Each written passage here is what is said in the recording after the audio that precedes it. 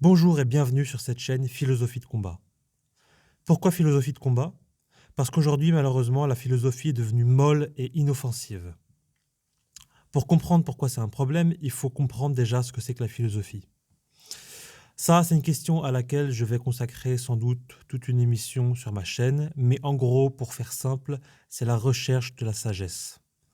Et la sagesse, ça sert à quoi? Principalement à distinguer le vrai du faux, le bien du mal, le juste de l'injuste, le beau du laid, etc. Cette recherche de la sagesse, elle se fait au quotidien.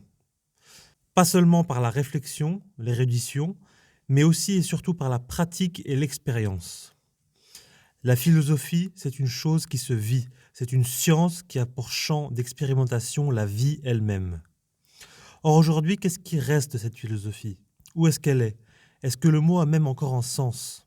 Honnêtement, je pense qu'aujourd'hui, le mot philosophie n'évoque pas grand-chose à la plupart des gens. Déjà, si on n'est pas allé jusqu'en terminale, on n'en a quasiment jamais entendu parler. Et même ce qu'on fait en classe de terminale, franchement, est-ce que c'est assez pour laisser une empreinte durable sur nous? Pas vraiment. Du coup, pour la plupart des gens, la philosophie, c'est quelque chose de lointain, presque mort même. Tout comme le latin est une langue morte, la philosophie, pour la plupart, est une science morte. On ne voit pas très bien à quoi elle sert ni quel est son objet. Et en plus de ça, ceux qu'on nous présente comme des philosophes dans les médias sont généralement des pédants assez antipathiques et on n'a rien envie d'avoir à faire avec eux. Mais moi, ce que je veux vous dire, c'est que la philosophie, ce n'est pas ça. Ce n'est pas seulement des mecs en costume enfermés derrière les murs de l'université ou invités sur les plateaux télé qui élaborent des théories en général assez fumeuses. La philosophie, à l'origine, ce sont des hommes qui se battent pour faire régner la vérité. L'archétype du philosophe, c'est Socrate, qui, je le rappelle, est mort pour ses idées. C'est avec cette idée de la philosophie que cette chaîne veut renouer. La pensée est une arme, et une arme, il faut apprendre à la manier. On est tous nés avec une paire de poings, mais il faut quand même apprendre à se battre. C'est pareil pour la pensée.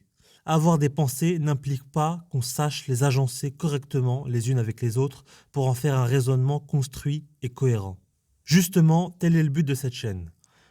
Vous fournir les outils de la pensée critique authentique. La pensée critique n'est plus pratiquée. Ou disons, pour être plus exact, qu'elle est dévoyée.